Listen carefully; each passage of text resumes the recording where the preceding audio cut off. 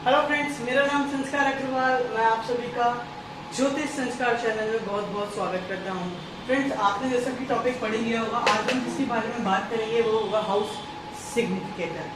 चलिए मैं एक चार्ट ड्रॉ कर लेता हूं बड़ा सा, ताकि कोशिश कर सके कि चार्ट के अंदर सारी चीज़ें हम देख पाएँ, क्योंकि आज बताने के लिए बहुत कुछ है और आपको सीखने के लिए बहुत कुछ है।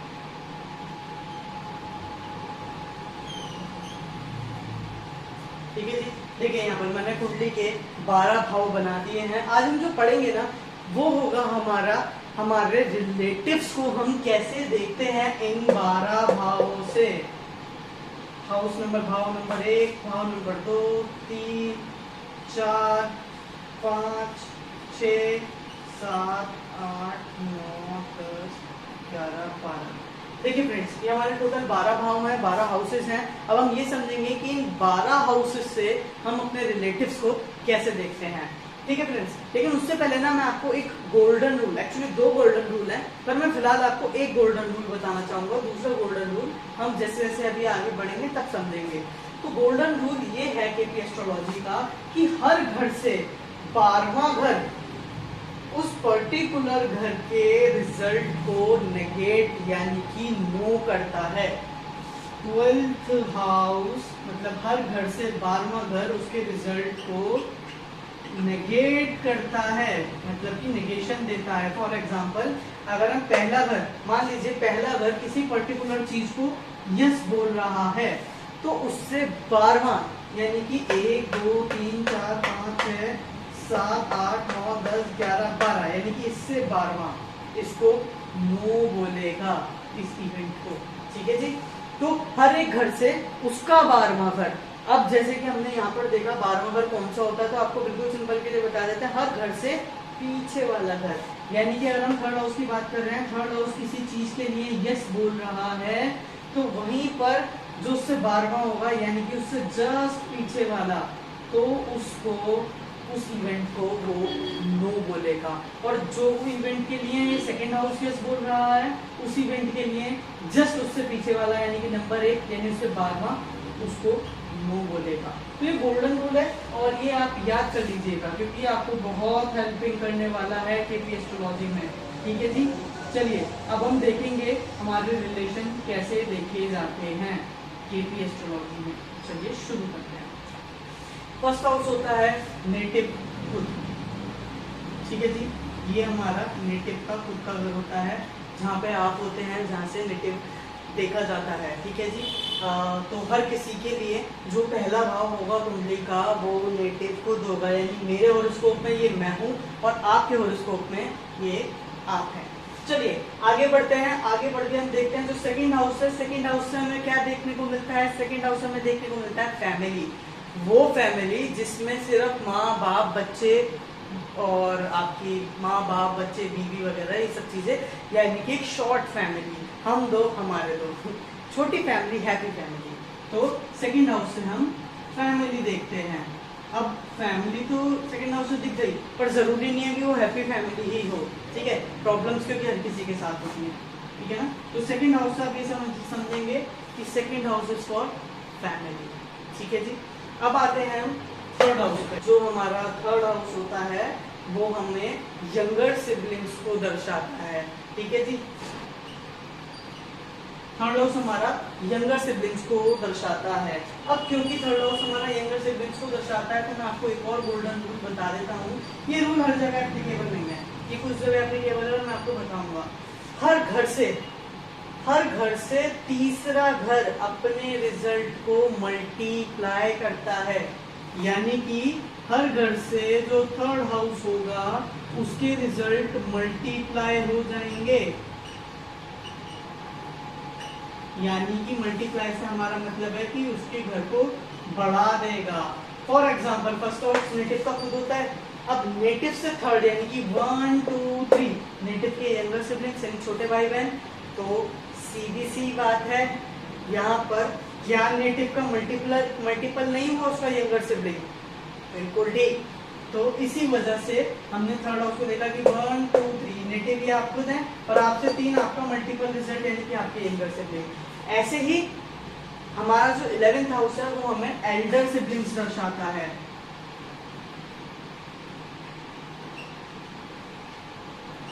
ठीक है जी। अब जो एल्डर सिबलिंग है, आपको क्या लगता है जब हमसे थर्ड हमारा मल्टीपल हो सकता है तो क्या एल्डर सिबलिंग से थर्ड यानी कि हम उनके मल्टीपल नहीं हो सकते, यानी हमारे बड़े भाई बहन। तो देखिए 1 2 3 राइट, ये हम हो गए और ये हमारे बड़े भाई बहन हो गए, यानी कि बड़े भाई बहनों से 1 2 3 उनका मल्टीपल हुआ तभी तो हम आए। करेक्ट। आप कॉन्सेप्ट को समझने की कोशिश कीजिएगा, मैं आपको समझा दूंगा, आप रट लेंगे उससे कोई फायदा नहीं। आप कॉन्सेप्ट समझिए, हर चीज के पीछे एक लॉजिक है और उस लॉजिक को आपको समझना है, मेरा काम खाली समझाने का है। ठीक है, तो इस वजह से हमारा एल्डर सिबलिंग देखा जाता है। ध्यान रखिए जब भी यंगर सिबलिंग देख रहे हैं तो 3 स्टेप आगे जाना है, 1 2 3। और जब भी एल्डर सिबलिंग्स देखेंगे जब हमें 3 स्टेप्स पीछे जाना है, फर्स्ट हाउस हम खुद है ना, तो हमसे खुद से पीछे 1 2 3। यानी कि अगर हमें बड़े देखने हैं भाई बहन तो पीछे 1 2 3 और छोटे देखने तो आगे 1 2 3। अब बात करते हैं हम 4th हाउस की। जो हमारा 4th हाउस है, 4th हाउस से हम देखते हैं मदर। बिल्कुल भी। अब मैंने आपको जो रूल बताया था वो रूल यहाँ पे भी एप्लीकेबल होता है। कैसे? सेकंड हाउस हमारी फैमिली है तो सेकंड से थर्ड 1 2 3, यानी कि मल्टीपल कर दिया इसमें फैमिली को, यानी कि जो जॉइंट फैमिली होती है इसमें ताऊ चाचा जी हमारे पैटर्नल अंकल्स जो रहते हैं वो सब 4th हाउस में। मतलब कि अगर जॉइंट फैमिली है तो 4th हाउस हमारा जॉइंट फैमिली को दर्शाता है। आगे चलते हैं, अब हमारा आता है 5th house. What is 5th house? 5th house हमें हमारा फर्स्ट चाइल्ड, हर किसी की कुंडली में 5th हाउस फर्स्ट चाइल्ड को दर्शाता है, जो भी पहला बच्चा होगा वो। अब आप बोलेंगे कि भाई फर्स्ट चाइल्ड क्यों, बाकी के सब चाइल्डों को नहीं रिप्रेजेंट करता? तो मैं बोलूंगा नहीं, क्योंकि हमने एक लॉजिक समझा था, हमसे 3 हमारा मल्टीपल करता है ना, तो हमसे 3 हमारा मल्टीपल हमारे छोटे भाई बहन। अब मान लीजिए फर्स्ट चाइल्ड है तो इससे 3 यानी कि 1 2 3 हमारा सेकेंड चाइल्ड हुआ, तो जो फर्स्ट चाइल्ड है उसके लिए उसके छोटे भाई बहन हुए, यानी कि उसका मल्टीपल हुआ। वेरी गुड, सीख रहे हैं आप बहुत जल्दी। तो ये हमारा सेकेंड चाइल्ड हो गया। अब हम आगे चलते हैं, हमें मान लीजिए थर्ड चाइल्ड का भी पता लगाना है, तो हम क्या करेंगे और 3 स्टेप्स आगे 1 2 3। वेरी गुड, यानी कि 1 2 3। यहाँ से हम थर्ड चाइल्ड देखते हैं।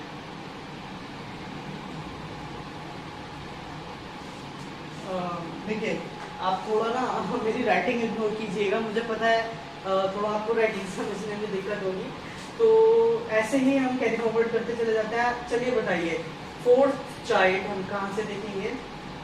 क्या बात है, बहुत अच्छे, 1 2 3, यानी कि इसका भी मल्टीपल यहाँ पर हमारा 4th चाइल्ड आ गया। ठीक है जी, कंफर्म है। चलिए आगे बढ़ते हैं। 6th हाउस को मैं फिलहाल के लिए अभी छोड़ देता हूँ, क्योंकि 6th हाउस में अभी हम समझेंगे और बहुत सारे एट्रीब्यूट्स आते हैं। फिर आता है हमारा 7th हाउस। 7th हाउस से बड़ी इंपॉर्टेंट चीज देखी जाती है। जानते हैं वो इंपॉर्टेंट चीज क्या है? वो इंपॉर्टेंट चीज है आपका स्पाउस, आपका बेटर हाफ। अब आप पूछेंगे कि सर या संस्कार जी, ये संस्कार हम स्पाउस यहीं से क्यों देखते हैं? तो मैंने एक वर्ड और यूज किया था स्पाउस के साथ साथ बेटर हाफ, यानी कि हमारा बेटर हाफ। हम बेटर हाफ क्यों बोलते हैं? देखिए कुंडली में टोटल 12 भाव है, अगर इसको 2 पार्ट में डिवाइड कर दें तो 1 2 3 4 5 6 यहाँ तक तो हम खुद हो गए, क्योंकि हमने यहाँ से शुरू किया। अब अगर हम बाकी के हाफ की बात करें तो हमारा सामने वाला हमारा स्पाउस, उससे 1 2 3 4 5 6 हो गए ना बेटर हाफ। आधा तुम संभालो आधा हम संभालेंगे, बेटर हाफ। ठीक है, तो ये लॉजिक कहता है, यहाँ पर मैंने आपको एक लॉजिक बताया है। ठीक है, तो स्पाउस हमारी बेटर हाफ क्यों होती है और यहीं से क्यों देखा जाता है? क्योंकि यहाँ से और इसको 2 पार्ट्स में डिवाइड होता है। साथ ही साथ 7th हाउस की हम बात कर रहे हैं, तो 7th हाउस हमारा ओपन एनिमी भी होता है। अब आप बोलेंगे कि यार एक तरफ तो आपने बोल दिया स्पाउस और एक तरफ आप बोल रहे हैं एनिमी, कॉन्सेप्ट समझ नहीं आया कुछ, तो मैं आपको समझाता हूँ। देखिए ओपन एनिमी हमारा वो एनिमी होता है जो हमारे जस्ट सामने खड़ा है, हमें दिख रहा है, ये हमारा एनिमी है। जैसे कंपटीशन होता है ना, तो कोई ऐसा एनिमी जो हमें हार्म करने के लिए आया है। मतलब कंपटीशन हम खेल रहे हैं, लेट्स सपोज फुटबॉल मैच हो रहा है और जो मेरा अपोनेंट है वो जीतेगा तो मुझे हार्म होगा कहीं ना कहीं, राइट? तो कुछ इस तरीके से जो हमारा ओपन एनिमी होता है। अच्छा, स्पाउस भी इसी में आती है। स्पाउस हमें कैसे हार्म पहुंचाती है, तो मैं बोलूँगा यस, स्पाउस हमें हार्म पहुंचाती है, हार्म पहुंचाता है स्पाउस हमें। उसका जो रीज़न है, जब भी आप इंटरकोर्स करते हैं तो उस टाइम आपकी फिजिकल स्ट्रेंथ बहुत ज़्यादा हिट होती है, तो वहाँ पर आपको आपका स्पाउस हार्म पहुंचाता है। यस, इसीलिए मैं बोलता हूँ लॉजिक समझिए। जिस दिन लॉजिक पकड़ में आ गया, एस्ट्रोलॉजी उतर जाएगी बिल्कुल अच्छे से, तो आपको ज़रूरत नहीं पड़ेगी किसी की। ठीक है, तो ये हमारा ओपन एनिमी। साथ ही साथ अगर यहाँ पर हम ओपन एनिमी की बात करते हैं तो पार्टनरशिप भी यहीं से देखी जाती है, क्योंकि आपका पार्टनर आपको लॉस दे रहा है। लॉस क्यों दे रहा है? मान लीजिए कहीं इनकम आई 1000 रुपये की, तो आपको 500 रुपये आपके पार्टनर को भी देने होंगे, तो वो 500 का आपका लॉस है ना। एग्जैक्टली, इसीलिए हम यहाँ से पार्टनरशिप या पार्टनर भी देखते हैं। ठीक है, बिजनेस पार्टनर जिसे हम बोलते हैं। ठीक है, अब हम आगे बढ़ते हैं। 9th house. 9th हाउस हमारा फादर का होता है। देखिए, यूँ तो बहुत ज़्यादा कंट्रोवर्सी है, उसमें नहीं पढ़ेंगे। कुछ लोग बोलते हैं कि 10th हाउस हमारा फादर होता है, तो लॉजिकली उस कंट्रोवर्सी में नहीं पढ़ते। हम खाली ये मानेंगे कि जो 9th हाउस है वो हमारा फादर है। आप अगर अभी पूछना चाहते हैं कि हम 10th को क्यों नहीं मानते, जब हमसे 7th हमारा स्पाउस है, तो हमारी मदर से 7th उनका स्पाउस होना चाहिए। तो देखिए, जो चंद्रमा है ना, ये जो चौथा घर होता है चंद्रमा का होता है, तो चंद्रमा एक उजाला ग्रह है, और 10 नंबर यानी कि शनि एक अंधेरे ग्रह है। तो क्या लगता है, उजाला और अंधेरा कभी एक हो सकते हैं? तो इसी वजह से बहुत वाद विवाद रहता है। हम इस वाद विवाद में नहीं पड़ेंगे।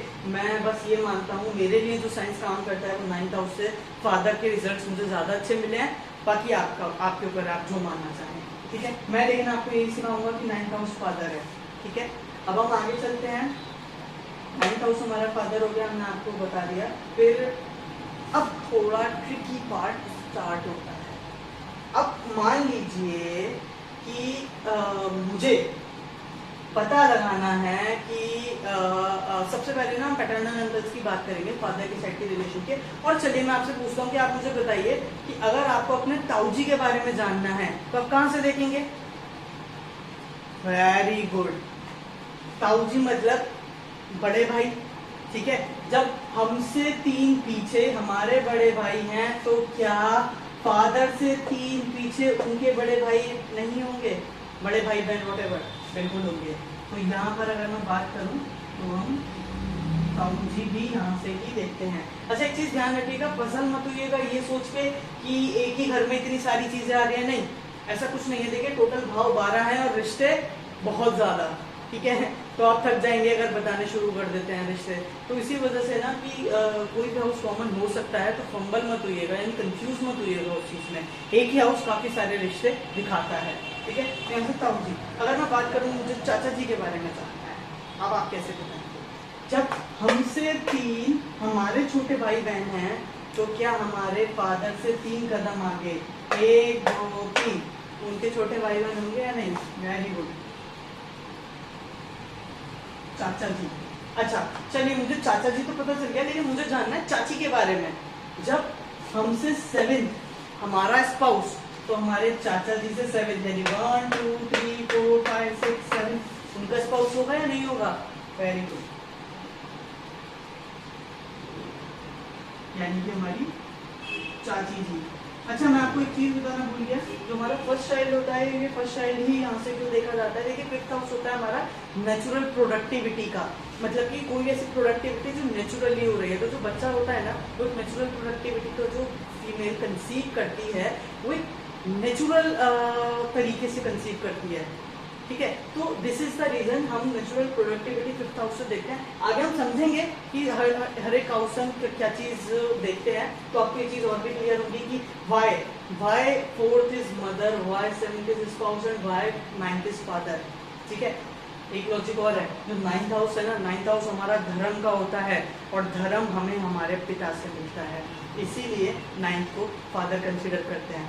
ठीक है, तो बहुत सारे लॉजिक्स हैं, जैसे जैसे आप वीडियो देखेंगे आपको क्लियर होते चले जाएंगे, लेकिन अभी मैं यहाँ पर आपको लॉजिक सारे समझाने की कोशिश करूंगा। चलिए, ताऊ जी के बारे में तो जान लिया, अब ताई जी के बारे में जानना है। कैसे पता करेंगे? वेरी गुड, हमसे 7th हमारा स्पाउस, तो हमारे ताऊ जी से 7th उनका स्पाउस। क्या बात है, आप तो बहुत जल्दी सीख रहे। चलिए अब मैं मानता हूँ, चलिए अब आ जाते हैं मुझे दादा, अपने दादाजी के बारे में जानना है। अब आप बताइए मुझे दादाजी के बारे में कैसे पता लगा सकता हूँ। मेरे दादाजी कौन है? मेरे फादर के फादर, ठीक है, मेरे दादाजी हुए जब हमसे 9 1 2 3 4 5 6 7 8 9 हमारे फादर हैं, तो क्या हमारे फादर से 9 1 2 3 4 5 6 7 8 9 उनके फादर नहीं हुए? बिल्कुल हुए। तो दादाजी भी हमारे जो देखे जाएंगे वो फिफ्थ हाउस से देखे जाएंगे, ठीक है। और अगर यही हम बात करें दादी जी की, यहाँ पर हम लॉजिक लगाएंगे, हमसे 4 हमारी मदर है, तो हमारी जो अम्मा हुई या दादी हुई वो कौन है? फादर की मदर, तो फादर से 4 उनकी मदर। वेरी गुड, आप बहुत जल्दी सीख रहे हैं भाई, यानी कि हमारी दादी जी। अब मान लेते हैं मुझे पता लगाना है भाई मदर की तरफ से, चलिए नानी के बारे में पता लगाते हैं। तो नानी कौन सा घर है बताइए? वेरी गुड, हमसे 4 हमारी मदर, तो एक सेकेंड, हमसे 4 हमारी मदर, तो हमारी मदर से 4 1 2 3 4 हमारी नानी। वेरी गुड, ठीक है जी, हमसे 4 हमारी नानी। चलिए नाना जी के बारे में पता लगाना है। हमसे 9 हमारे फादर, तो हमारी मदर से 9 1 2 3 4 5 6 7 8 9 हमारे नाना जी।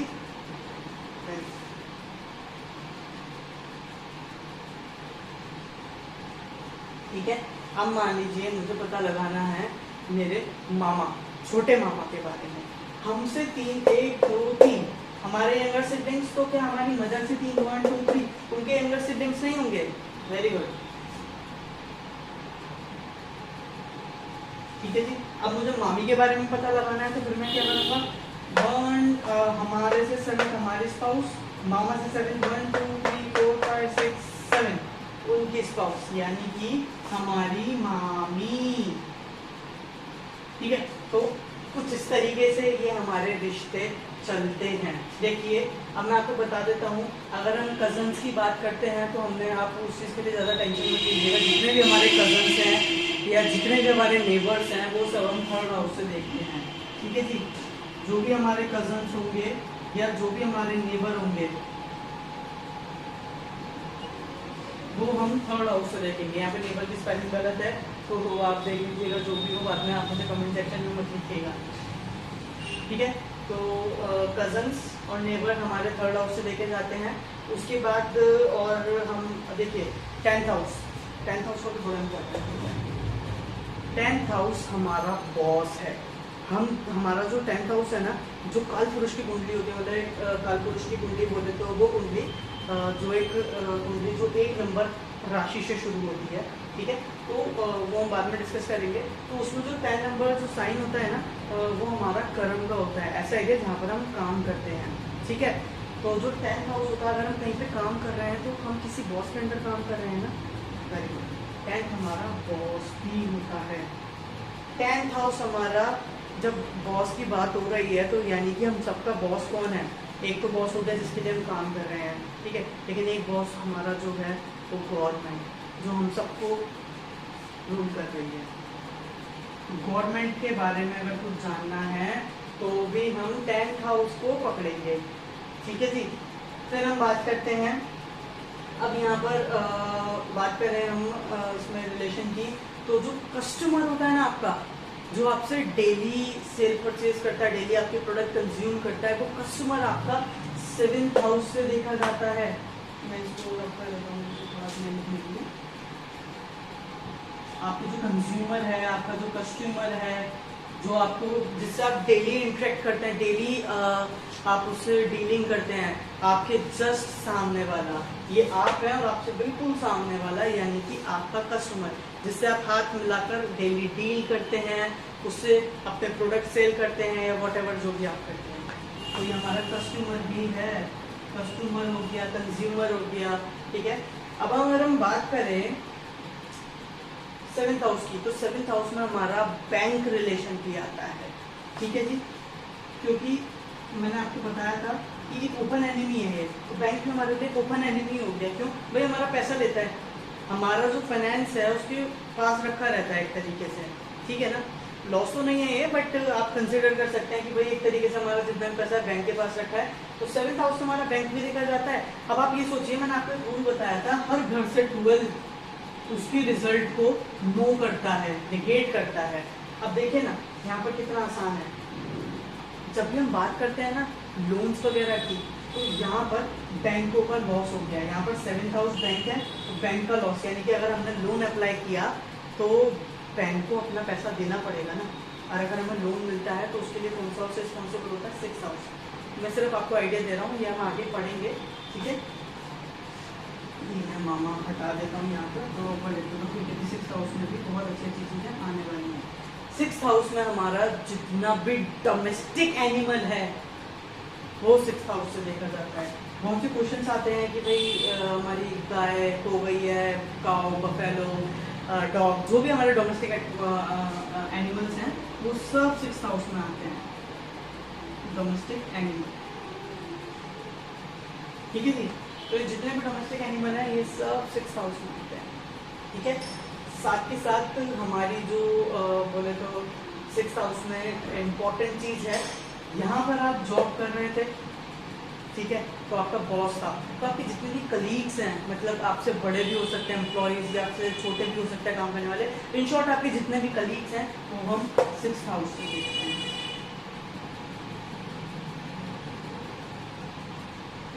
ठीक है जी। तो ये हमारा कुछ चार्ट था जो मैंने आपको समझाने की कोशिश की। 11th हाउस से एक चीज़ मैं आपको बताना चाहूँगा। 11th हाउस से हम जो देखते हैं वो अपने फ्रेंड्स ही देखते हैं। जो हमारे दोस्त होते हैं ना, हमारा फ्रेंड सर्कल होता है, वो हमारा 11th हाउस, जितने भी हमारे फ्रेंड्स हैं वो 11th हाउस से देखेंगे, ठीक है। तो ये कुछ छोटा चार्ट था, बहुत छोटा सा गो थ्रू था आपको ये समझाने के लिए कि रिलेशंस हम कैसे देखते हैं। वो आपका दिमाग दौड़ाइए, मैंने आपको लॉजिक बताया। कोई आपसे पूछे कि भाई मुझे पता लगाना है कि मेरे मामा के बच्चे कब होंगे, या कोई भी ऐसा क्वेश्चन हो सकता है कि मामा के बच्चों से रिलेटेड हो कि भाई मामा का बच्चा पढ़ता नहीं है, आपके पास कुंडली लिया है जी, तो ध्यान दीजिएगा मामा का घर ये है तो बच्चे पहला चाइल्ड कौन होता है? तो इसका first child, very good, first child हमारा 5th हाउस होता है, तो मामा से मामा का फर्स्ट चाइल्ड हुआ 1 2 3 4 5 हुआ।